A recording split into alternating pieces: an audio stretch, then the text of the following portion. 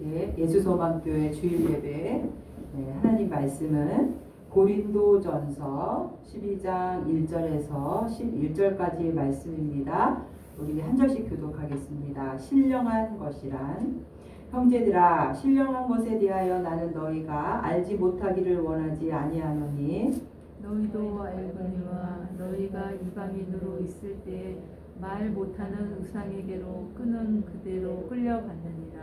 그러므로 내가 너희에게 알리노니 하나님의 영으로 말하는 자는 누구든지 예수를 저주할 자라 하지 아니하고 또 성령으로 아니하고는 누구든지 예수를 주시라 할 수 없느니라.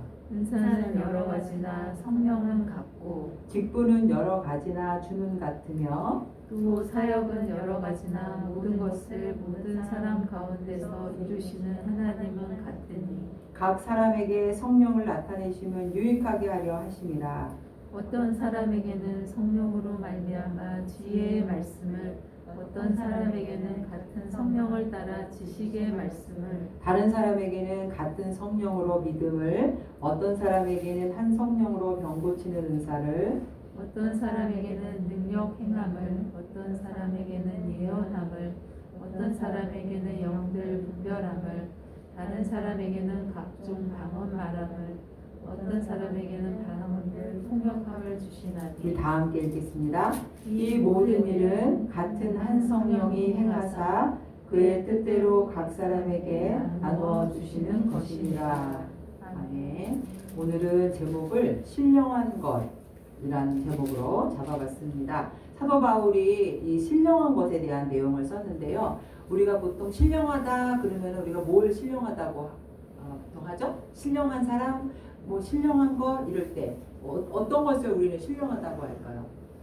성경이 말하는 오늘 이 바울이 말한 신령한 것과 보통 세상 사람들이 생각하는 신령하다는 건 차이가 있어요. 보통 세상 사람들이 신령하다 하면은 우리 김화수 집사님 뭐라고 생각하시냐면은 뭐라고 생각하세요? 신령하다. 저 사람 신령해. 이럴 때 점집 맞았어요. 점을 잘 친다든지, 저 사람 신령해. 점을 잘 친다든지. 또 전생에 대해서 사람들이 막 관심을 갖는 거야. 너 전생에 공주였어. 전생에 뭐 이런 전생에 관한 문제를 듣고도 신령하다, 영적인 거다라고 생각을 해. 그리고 또 우리 손자 손녀들이 왜 만화 영화에서 파워 하면 기가 빡빡빡 나가서 막 넘어지는 거, 신령해. 파워 있어 이렇게도 말을 하거든요. 보통 세상 사람들이 말하는 신령하다라는 것. 근데 오늘 이제 우리가 12장에서 말하는 사도 바울이 신령하다는 거는 차이가 있어요. 여기서 말하는 신령하다는 거는 그런 어떤 겉으로 드러난 사람이 막 쓰러지고 그 사람의 과거를 마치고 이런 것이 신령한 것이 아니라 한마디로 얘기하면 바울이 말하는 그러니까 성경적인 신령한 거는 바로 그냥 성령이에요. 성령, 그러니까 신령한 것 그러면은 두 가지로 해석을 하는데 영적인 것을 말하는데 바로 성령 받은 사람, 또 성령의 은사 이거를 신령하다 그러거든요. 자, 그렇다면 다시 한번 이제 우리가 이거 잠깐 배웠으니까 성경에서 말하는 신령하다는 것은 성령을 말한다. 성령 받은 사람, 성령의 은사, 즉 그리스도에 관한 거예요. 그죠? 믿음에 관한 거. 이게 바로 세상 사람들이 생각하는 신령한 것과 성경이 말하는 신령하다는 것의 차이. 그래서 오늘 말씀을 통해서 우리가 성경적인 신령하다는 것은 무엇인지. 그래서 우리는 세상에 관한 증권을 투자해서 돈을 많이 벌고 이런 증권에 대한 어떤 경제적인 지식도 중요하지만 우리는 이제 하나님의 형상으로 지음받은 영적인 사람이잖아요. 그럼 이제 신령한 것에 대한 지식, 이 신령한 것에 대해서도 우리가 정확한 정의를 갖고 있어요. 그래서 특히 오늘 이제 고린도전서 12장은 바로 은사에 관한 제목이에요. 자, 이 고린도 교회는 여러분 고린도전서 1장을 한번 잠깐 보세요. 아주 그 영적인 복을 많이 받았어요. 성도들이 고린도전서 1장 5절에서 7절 보면은 뭐라 그랬냐면 이는 너희가 그 안에서 모든 일 곧 언변과 모든 지식의 풍족함으로 그리스도의 증거가 너희 중에 건고하게 되어 너희가 7절 한번 읽어봅시다. 너희가 모든 은사에 부족함이 없이 우리 주 예수 그리스도의 나타나심을 기다리리라. 사실 이 고린도라는 도시는 굉장히 음란하고 해상무역의 이런 바다 그 배를 타는 사람들이 모여서 막 해상무역을 하고 그랬던 도시고 또 이렇게 신전 아데미 여신 뭐 바카스 주시 뭐 우상이 굉장히 많았어요 고린도에는. 그래서 우상을 많이 숭배하는 사람도 있었고 그런데 바울이 고린도 교회를 많이 세웠는데 이 고린도 교회에 하나님 성령께서 은사를 많이 부어주신 거예요. 그래서 오늘 나오는 뭐 병 고치는 은사, 방언 은사 막 이런 게 많았어요. 그러면 이렇게 은사가 너무 풍족해서 부족함이 없었는데 문제는 뭐였냐면 자기가 받은 은사만 최고야. 이 사람들이 막 너무 은사를 많이 받고 은사에 대한 정의를 모르다 보니까 나는 방언 받았어. 난 통변 받았어. 자기가 최고인 거예요. 그러면서 이 방언 받은 사람들이 예배 시간에도 조용히 이 설교자가 말할 때 가만히 있어야 되는데 방언을 아다다다다다다 막 하니까 얘도 방언하고 쟤도 방언하고 예배가 어떻게 했어요? 어지럽겠죠. 질서가 없는 거예요. 그래서 사도 바울이 사실은 이제 고린도 교인들이 바울에게 질문을 많이 했거든요. 결혼 문제, 부모가 자식 간의 관계 이런 질문을 많이 했는데 오늘 이 12장은 고린도 교회 성도들이 은사에 대한 질문을 한 거예요. 이렇게 우리 교회는 이렇게 많은 은사가 나타났는데 이것들을 어떻게 해야 됩니까? 라고 성도 중에 질문을 하니까 이제 사도 바울이 정리를 해준 거예요. 그래서 특히 여기서 이제 문제가 됐던 건 방언에 대한 은사가 되게 무질서했고 이제 사도 바울이 방언에 대한 은사를 제일 나중에 얘기해 주거든요. 여기 보세요. 10절에 어떤 은사 했는데 맨 끝에 무슨 은사가 나와요? 10절에 방언의 은사가 맨 나중에 나오죠. 네, 그만큼 이 당시에 방언에 대한 문제가 많았고 사도 바울이 맨 나중에 이 방언에 대한 거를 이제 설명해 주는 거죠. 자기만이 받은 게 최고다. 너가 최고냐 내가 최고냐 막 자기가 받은 걸 자랑하는 거야. 그리고 예배 시간이 너무 시끄럽고 그리고 뭐 이거 은사들이 자기가 똑똑하고 자기가 하나님 앞에 많은 사랑을 받아서 이렇게 은사가 있는 것처럼 막 서로 경쟁한 거예요. 그러니까 예수님의 제자들도 그 뭐라고 그랬냐면 요한의 어머니가 우리 아들은 예수님이 이제 그 높은 자리에 오르실 때 우리 아들은 좌쪽에 뭐 오른쪽에 막 이렇게 경쟁했죠. 네가 크냐 내가 크냐 서로 막 다툼했죠. 이런 것처럼 이 은사들을 가지고도 내가 또 하나님 앞에 사랑받은 사람이야. 너는 방언도 못하지. 이런 식으로 은사를 가지고 신앙의 척도를 계산을 한 거예요. 누가? 고린도 교인들이. 근데 오늘날에도 어때요? 이런 은사 받은 사람들이 많이 자기 자랑을 하죠. 은사를 못 받은 사람들을 좀 신앙이 낮은 것처럼 생각하고. 그러니까 그런 문제도 오늘 말씀을 통해서 정리가 되는 거죠. 과연 은사가 무엇이고 이게 어떻게 유래된 건지. 그래서 오늘 사도 바울이 은사가 무엇이고 그 은사의 정의, 사용법에 대해서 얘기를 해주고 있는데 결론은 이 은사는 누가 주시는 거라 그랬냐면은 11절 한번 읽어볼까요? 이 은사는 시작. 이 모든 일은 같은 한 성령이 행하사 그의 뜻대로 각 사람에게 나누어 주시는 것이다. 누가 나눠준다고요? 성령께서 나누어 주시는. 그리고 나누다는 분배하다예요. 분배하다. 그러니까 어떤 현상들이 막 나타나서 막 자랑하는 거 그것이 중요한 게 아니라 이것은 다 같이 은혜다. 네, 은사는 은혜, 하나님의 은혜, 선물이다. 자랑할 것이 못 되고 교회의 유익을 위해서 주는 것이다. 결국 바울이 말하고자 하는 것은 그거예요. 여기서 7절 한번 더 읽어볼게요. 시작. 각 사람에게 성령을 나타내심은 뭐라고요? 유익하게 하는 것이요. 그 방언을 주고 병 고치는 은사를 주고 모든 은사를 주는 거는 교회를 유익하게 하기 위해 주는 거지 각자가 자랑거리로 삼고 그것을 경쟁하고 막 무질서하게 예배 시간에 아다다다다다 막 그렇게 하는 게 아니라는 거예요. 바울이 정의하는 거예요. 누구의 유익을 위해서? 교회를 세우는데 유익하기 위해서 주신 거예요. 자, 구체적으로 하나씩 알아봅시다. 자, 신령한 것이라 바로 성령의 은사, 성령 받은 사람을 말하는데, 자, 신령하다는 것은 결국 무엇을 말하느냐? 첫 번째, 1절에서 3절까지 보면은, 자, 우리가 3절 읽어볼게요. 자, 신령한 것이란 무엇이냐? 예수를 주라고 시인하는 것을 신령하다고 한다. 3절 시작. 그러므로 내가 너희에게 알리노니 하나님의 영으로 말하는 자는 누구든지 예수를 저주할 자라 하지 아니하고 또 성령으로 아니하고는 누구든지 예수를 주시라 할 수 없느니라. 그러니까 바울이 정리하는 신령한 것이라는 것의 제일 첫 번째, 제일 중요한 거는 다 같이 예수를 주라고 고백하는 것입니다. 이게 바로 뭐예요? 신령한 사람이에요. 그러니까 신령한 사람이 막 은사를 막 나타내서 여러 가지를 가지고 있는 사람이 아니라 성령 받은 사람, 신령한 사람은 뭐라고 고백하는 사람? 예수를 나의 주. 그러니까 나의 주님이라는 거는 나를 위해서 십자가에서 못 박혀 죽으시고 나에게 영원한 생명을 주시고. 그럼 이 사람은 은사를 받은 거예요? 안 받은 거예요? 받은 거야. 다른 은사보다 가장 중요한 은사는 내가 예수를 주라고 고백하는 거. 그러니까 바울이 정의하는 거는 아무리 많은 은사가 나타나도 예수를 주님이라고 고백하지 않고 그 은사가 예수 성령께서 주시는 거라는 걸 모르는 사람, 그냥 막 열광적으로 막 은사를 나타내는 사람, 그게 가짜라는 거예요.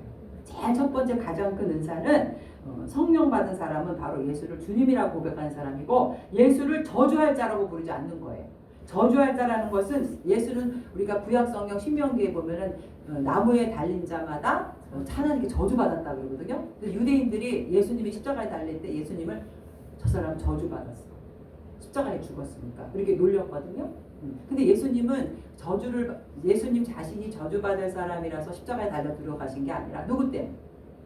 우리의 죄로 우리가 저 십자가에 달려야 됐는데 인간의 죄를 대속하시고 십자가에 달려 돌아가신 거니까 우리는 그 예수님의 십자가를 바라보면서 예수를 저주할 자라고 말하는 것이 아니라 감사해야죠. 내가 저주받아야 될 것을 예수님이 대신 거예요. 감사해요. 그래서 예수를 저주받을 자라고 생각하는 그 유대 사람들의 그런 모습을 비교하면서 예수를 주님이라고 고백하는 사람이 바로 신령한 사람이고 성령 받은 사람이다. 이게 가장 큰 최고의 선물이라는 거죠. 왜냐하면 당시에 이 고린도 교인들이 밖으로 나타나는 막 신유의 은사, 방언의 은사, 영금 이런 막 은사를 나타난 것만 가지고 자랑했거든요. 근데 그 나타난 많은 여러 가지가 중요한 게 아니야. 가장 큰 은사는 바로 여기 2절 한번 읽어볼게요. 너희도 알거니와 너희가 이방인으로 있을 때에 말 못하는 우상에게로 그대로 끌려간다. 성령 받은 가장 첫 번째 신령한 사람이라는 건 이 사람들이 예수를 주님이라고 고백하지 않았다면은 어디로 가 있는 거예요? 우상 숭배에 빠졌을 수밖에 없었다는 거죠. 이 사람들이 그 당시에 바카스 신, 아데미 여신 막 그런 우상신들을 섬기는 사람이었는데 예수님을 믿고 성령 받아서 그 우상들 헛된 우상을 치워버리고 누구를 주라고 고백합니다. 예수님을 나의 구주로 고백했다. 이게 바로 너희가 성령 받은 제일 최고의 은사다. 너희들이 만약에 그렇게 예수를 믿지 않고 성령 받지 않았으면은 지금도 계속 신전에 가서 엉뚱한 그 제사를 지내고 있었던 거죠. 주여. 그래서 여기서 사도 바울이 말하는 거 신령하다. 푸뉴마티코스 성령 받은 사람들 성령의 선물들이 바로 뭐냐? 다 같이 신령한 것. 그게 바로 신령함. 그리고 이거는 고린도 교회 공동체를 위해서 유익을 위해서 하나님이 은사로 주신 것이다. 이거를 바울이 설명하고 있는 거죠. 그래서 성령 받은 사람은 제일 첫 번째 나타나는 형상이 예수님을 주님이라고 고백한다. 성령께서 이거를 우리가 하나님 자녀라는 것을 깨닫게 해주시는 거죠. 성령이 아니면은 우리가 하나님 자녀라는 걸 모르죠. 근데 성령께서 우리를 깨닫게 해주시는. 이거는 예수님이 나의 주님이라는 거를 세상의 지식으로 우리가 알 수 있어요. 몰라요. 세상에 아무리 서울대를 나오고 박사학위를 따도 예수님을 주님이라고 고백하려면 누가 이거를 알려줘야 돼요? 성령 받은 사람. 성령이 이걸 알려줘요. 근데 이 고린도 교인들이 당시에 이런 가장 핵심을 놓치고 있었다는 거죠. 예수님이 주님이라는 것이 바로 성령 받은 그 증거인데 그것보다는 막 나타난 은사만을 가지고 자랑하고 그것이 아주 자기가 최고의 신앙을 가진 것처럼 질투하고 교회를 혼란스럽게 했다는 거예요. 그리고 여기서 나오는 이제 10절에 보면 은사가 여러 가지가 있는데 방언 문제가 제일 큰 문제였어요. 이제 고린도 교인들이 막 이상한 예수 믿기 전에 이 이교도들도 방언을 해요. 그러니까 그 사람들이 말하는 방언은 이런 성경의 방언이 아니라 입에서 막 이상한 주문을 외워. 왜 주술사들이 주문 외우죠. 마술할 때 왜 마술사 주문이 있죠. 영화를 보면 그런 주문을 외우면서 막 이렇게 이상한 영적 체험에 들어간 것처럼 이 고린도 교인들도 막 방언을 한다고 하면서 과거에 그들이 예수 믿기 전에 했던 그런 형태대로 막 그걸 하면서 사람들한테 뭔가 공포심을 주고 예배를 방해하고 그런 현상이 조금 있었어요. 그래서 질서가 없었던 거죠. 그래서 바울이 오로지 성령을 통해서만이 예수를 주라고 고백하는 것이 더 중요한 것이지 어떤 막 이상 신비한 현상에 빠져서 막 그렇게 주문을 외우는 거 그게 그렇게 중요한 것은 아니다라는 것을 바로 잡아주는 거예요. 그래서 방언에 대해서 우리가 한번 설명해 보자면은 제일 먼저 최초의 방언이 언제 있었죠? 사도행전에 보면은 오순절 마가다락방에서 예수님이 그 오순절 마가다락방 성령이 임한다 기다리라 그랬죠. 그래서 그들이 말하는 방언은 어떤 방언이냐면 foreign language라 해서 외국어였어요. 사도행전 2장에 보면은 그 보면은 방언 설명 나중에 하려고 했는데 제가 이제 말을 해버렸는데 그 사도행전 2장 7절과 8절에 보면 이렇게 나와요.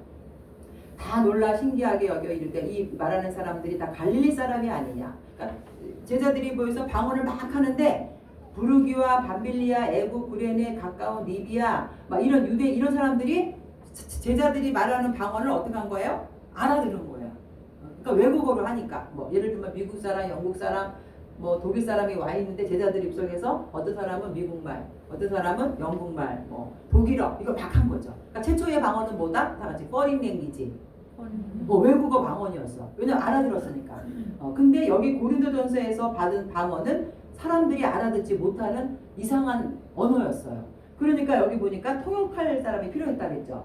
통역할 사람이 10절에 통역함을 주시다니 통역을 해야 된다는 여기 얘기는 뭐예요? 알아듣지 못하는 언어. 두 가지 방언이었던 거죠. 그래서 이 문제로 굉장히 시끄러웠기 때문에 이제 바울이 그 방언에 대한 정의를 하기 위해서 다른 은사들에 대한 정의를 하고 있는데 가장 신령한 것이라는 것은 바로 우리가 예수를 주님으로 고백하는 것이 신령한 성령 받은 사람이고 그리고 두 번째는 여기서 2절에 너희도 알거니와 너희가 이방인으로 있을 때 말 못하는 우상의 교로 끌려간다. 예수님을 주님이라고 고백하지 못하면 어디로 끌려간다고요? 우상, 헛된 우상을 섬기게 되는 거예요. 그래서 너희들이 이렇게 그 헛된 우상에서 빠져나올 수 있다는 것은 바로 너희가 성령을 받았기 때문에 너희가 우상을 섬기지 않은 겁니다. 그래서 마태복음 16장 16절에도 베드로가 예수님을 뭐라고 고백했냐면 주는 그리스도시요 살아계신 하나님의 아들이다라고 고백했을 때 17절에 예수님 뭐라고 하냐면 네가 이렇게 고백하는 것은 네 생각에서 인간적인 지식에서 나온 게 아니라 혈육이 아니요 하늘에 계신 내 아버지 성령께서 너를 이렇게 고백하게 한 거다. 그래서 모든 것은 바로 성령을 받아야만 예수님을 구주라고 주님이라고 고백할 수 있다. 그래서 가장 큰 은사는 우리가 뭐 병 고치고 뭐 이런 은사를 받는 것보다 가장 큰 은사는 다 같이 성령을 받고 예수를 주라고 고백하는 거. 이게 가장 큰 은사, 성령의 은사예요. 그래야 헛된 우상도 섬기지 않고 내가 하나님의 자녀로서 성령이 주시는 계시를 가지고 이 세상 속에서 우리가 승리하며 살아갈 수 있다는 거죠.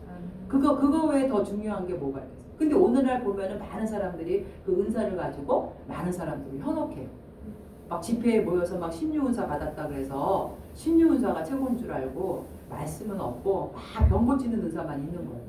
그래서 막 이빨이 금리빨이 됐다고 막 자랑하면서 그게 뭐가 중요해? 내가 구원받았고 영원한 생명을 얻었다는 게 더 중요한 거잖아요. 예수님을 나의 주로 고백하는 거. 그래서 우리가 성령에 대한 은사를 신령한 것이라는 것을 분명히 정의를 해야 되는데 예수를 구주로 고백하고 우상 섬기지 않는 거. 지금 많은 사람들이 예수를 안 믿으면 뭘 믿고 있는 거예요? 우상을 섬기고 있는 거예요. 그래서 시편 115편에도 이랬어요. 그들의 우상은 은과 금이요 사람이 손으로 만든 것이라. 입이 있어도 말하지 못하고 눈이 있어도 보지 못하며 귀가 있어도 듣지 못하며 코가 있어도 냄새를 맡지 못하며 이게 뭐예요?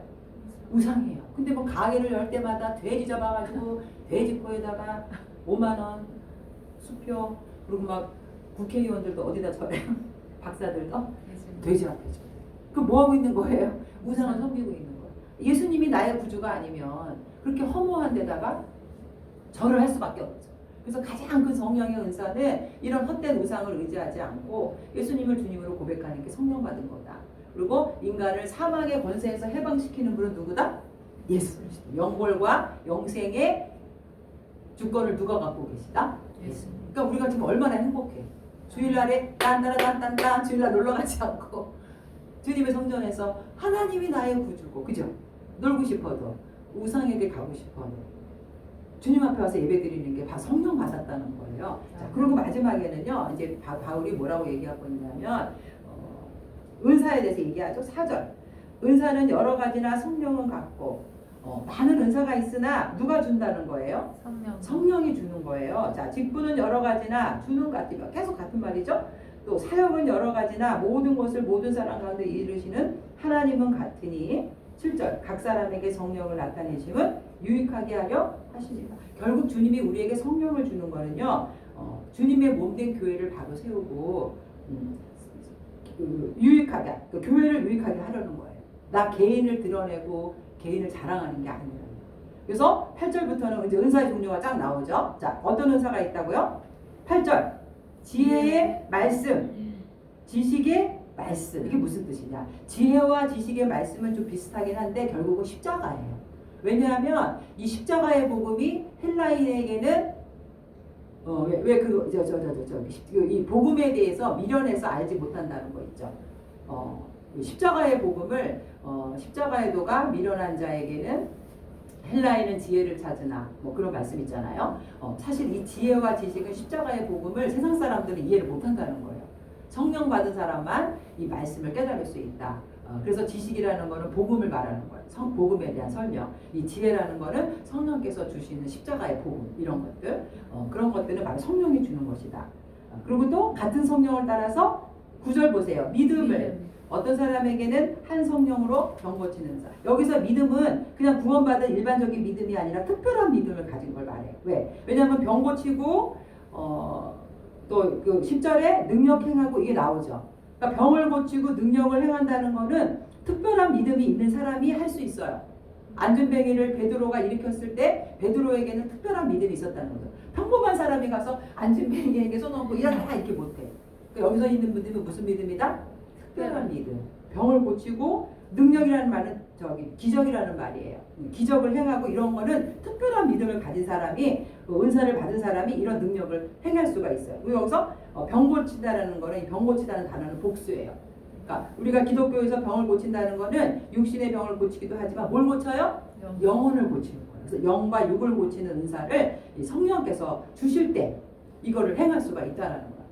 능력 행한다는 거. 이거 디나미스예요. 능력이라는 거는 기적을 말하는 거죠. 아나니아와 삽비라가 그 마음속에 거짓의 영이 잡혀가지고 거짓말할 때 베드로가 뭐라고 얘기했냐면은 사도행전 5장 1절에 그 속에 거짓의 영이 들었다. 베드로가 알았던 거죠. 그죠? 사도행전 13장에서 박수 엘루마 무당 엘루마를 소경으로 만들었던 거 바울이 그가 불의에 가득 차 있다. 그게 나와요. 그러니까 이제 능력을 행할 때 벌써 그 사람에게 어떤 영혼이 있는지를 이 사도들이 알았다는 거죠. 이게 능력이에요. 이런 능력은 바로 특별한 믿음이 있을 때만 그런 역할이 난다는 거죠. 또 어떤 은사가 있냐면은 예언을 하다. 예언하는 은사. 이 예언은 미래의 일을 말하는 것도 되지만 감추어진 하나님의 비밀을 드러내서 말해주는 것도 예언이에요. 그래서 또 여기서 어떤 은사가 있냐면 영을 분별하다. 영은요 하나님에게서 온 영인지 사탄에게서 온 영인지 이게 구별이 필요한 거죠. 왜냐하면 초대교회 안에서도 많은 이단들이 있었기 때문에 이 사도 바울이 이 영을 우리가 가지도록 기도를 한다 그랬어요. 요한일서 4장 1절에 사랑하는 자들아 영을 다 믿지 말고 오직 영들이 하나님께 속하였나 분별하라. 많은 거짓 선지자가 세상에 나왔습니다. 초대교회나 지금이나 이단 거짓의 영들이 있죠. 하나님에게서 나오지 않는. 그래서 우리가 그 영을 분별하려면은 성령께서 이걸 가르쳐 줘야 되죠. 그걸 받아야 돼요. 그래서 우리가 그 사도행전 아까도 8장 23절에 거짓을 말하는 영이 너에게 들어있다. 아나니아와 삽비라에게 베드로가 얘기했죠. 이게 영분별이에요. 영분별 인사. 이거는 하나님이 왜 주신다고요? 교회를 사랑하셔서 교회를 보호하기 위해서. 교회에 이단이 와서 막 해집고 다니면서 영혼을 노략질하지 않도록 이 은사를 주시는 거예요. 그러니까 이런 은사는 누가 받으면 좋을까? 목사가 받으면 좋죠. 또 권사 장로, 성도들이 그런 영적인 그런 은사를 갖고 있으면 이단이 들어왔다가도 깨갱하고 도망가겠죠. 영목 딱 보면서 네 속에 거짓의 영이 있구나. 우리 문혜수 권사가 신천지가 들어왔어. 나가라. 그러면 이 사람이 어떻게? 쫓겨가. 우리도 김한수 집사님. 너 속에 불의의 영이 가득하구나. 누굴 속이냐? 그걸 누가 말해주는 거예요? 성령이 말하는 걸 그대로 말할 때 역사가 나요. 성령이 말을 하지 않았는데 내가 말하면요. 사탄은요. 다 알아요. 네가 누구냐? 성령이 얘기 안 하는데 이렇게 말을 해요. 그러니까 우리가 이 신령한 지식을 가지고 악한 영들과 분별하는 거, 이 신령한 것에 대해서 우리가 배워야 된다는 거죠. 그래서 오늘 이 계속해서 나오죠. 방언 은사가 또 나오잖아요. 방언 말함을 어떤 사람에게는 방언을 통역하며 주시나니. 이런 모든 것들이 다 필요하지만 결론은 바로 11절이에요. 다시 한번 읽어보면 이 모든 일은 한 성령이 행하사 그의 뜻대로 각 사람에게 나누어 주시는. 자, 이게 은혜와 은사라면 우리가 비교할 필요가 있어요, 없어요? 없어요. 저 사람은 무슨 은사 누가 주신다고요? 성령이. 그 사람의 특성, 그 사람의 뭐 모든 걸 알아서 주는 거기 때문에 나는 왜 없을까? 이렇게 비교하면 안 돼. 하나님이 교회를 세우기 위해서 분배한다 그랬거든요. 근데 이 분배하는 거는요, 어떤 사람에게는 1달란트, 어떤 사람에게는 2달란트 주고 그렇게 하는 거죠. 그 감당할 만 하니까. 막 5개 받았는데 이거 감당을 못하면은 주나 마나죠. 그래서 절대 비교하면 안 되고 결국은 이것을 교회를 세우기 위한 선물은 공짜라는 거거든요. 은혜로 주신 거기 때문에 자랑해서는 안 되고 그 은사가 드러나는 곳에서 누구의 이름이 영광을 받아요? 주님의 이름. 안전뱅이를 일으키고 기적이 일어났을 때 그 자리에서 누가 드러나는 거예요? 하나님이 드러나고 기도하겠죠. 하나님 감사합니다. 이 사람을 고쳐주셔서 이렇게 영광을 돌려야지 내가 고친 것처럼 하면은 누구처럼 되냐면은 이단의 교주가 돼요. 처음에는 장로님이었는데 신유의 은사가 막 나타나니까 이 사람이 뭐라 하면 내가 재림 예수다 이렇게 되는 거예요. 이 성령이 누구에게서 온 거다? 성령이 주신 거고 선물이고 오직 하나님의 영광을 위해서 써야 되는데 인간이 교만해져서 이것을 남하고 비교하고 내 안에 있는 거라고 잘못 생각하다 보면 사탄의 도구가 되는 거죠. 그래서 오늘 이 말씀을 통해서 정말 진정한 성령은 다 받은 거예요. 자, 가장 큰 은사가 뭐라고요? 예수를 나의 구주로 고백하는 거. 성령이 아니면 할 수 없어요. 나타나는 다 이게 성령의 그 직분과 은사는 다 하나님이 분배하는 거고 교회를 세우기 위해서 주님의 이름이 드러나기 위해서 주신 거예요. 이거를 물론 사모하는 건 좋죠. 그러나 비교하면 안 되고 아주 작은 은사도 필요하니까 서로 각각 좋게 여기면서 오로지 하나님의 영광을 위해서 쓰는 그런 은사가 되어야 될 줄 믿습니다. 그래서 우리가 로마서 12장 6절에 보니까 우리에게 주신 은혜대로 받은 은사가 각각 다르니 혹 예언이면 믿음의 분수대로 이렇게 말이 나오거든요. 각각 다르다고 했죠. 성령이. 그래서 여러분 한번 오늘 읽어보니까 어떤 은사를 받고 싶으세요? 그 구절에 여러 가지 은사가 나타나죠. 사모하는 영혼을 만족해 하신다 해서 우리가 세상에 돈을 많이 벌어야지 막 이런 물질에 대한 그런 그거보다는 주님 저에게 이런 은사를 주셔서 제가 이 신유의 은사를 통해서 병을 고치고 그 사람들을 전도할 수 있게 해주세요. 이렇게 하면 좋겠죠. 주님이 이런 은사를 이거 돈으로 살 수 있어요? 없어요. 성령의 은사를 더 사모하라 했거든요. 더 사모하고 주님의 영광을 돌리는 그런 도구가 되게 달라. 자, 여러분에게 있는 은사는 뭡니까? 성령의 은사. 오늘 배운 말씀을 통해서 나에게 가장 큰 은사는 바로 내가 예수를 주라고 고백하는. 그리고 정말 하나님의 영광을 위해서 내게 제 은사가 있는데 이걸 사용하게 해달라. 하나님은 분명히 다 주셨어요. 우리가 몰라서 그랬지. 그래서 나의 자랑이 아니라 결국 교회와 덕을 위해서 사용하는 저와 여러분 되시기를 주님의 이름으로 축원드립니다. 아멘. 사랑의 하나님, 이 고린도 교회에 어지러웠던 이 은사로 인한 문제가 많았는데 바울이 정의하기를 그들이 정말 성령을 받지 않았다면 우상에게로 끌려갔지만 그런 우상에게 끌려가지 않고 예수를 구주로 고백하는 것이 가장 큰 성령의 은사라고 말해주고 있습니다. 그리고 교회에서 나타났던 여러 가지 현상들은 그 다양한 종류가 문제가 아니라 그것이 어디에서부터 나왔는지 주님이 주신 은혜라는 것, 선물이라는 것, 그래서 오직 교회에 유익을 끼치고 하나님의 영광을 위해 사용되어야 한다는 것을 사도 바울이 말했습니다. 오늘날에도 많은 사람들이 무분별한 이런 신령한 은사를 가지고 사람들을 미혹해하고 정말 하나님께 돌려야 될 영광을 자신들이 많이 가로채는 경우가 있는데 저희들 오늘 말씀을 통해서 우리는 그냥 주님의 작은 도구이며 주님이 우리에게 주신 그 은사를 통해서 하나님의 영광과 하나님 나라 확장에 사용되는 귀한 도구들이 되기를 바라는 그런 자들 되게 하여 주시옵소서. 감사드리며 예수님의 이름으로 기도합니다. 아멘.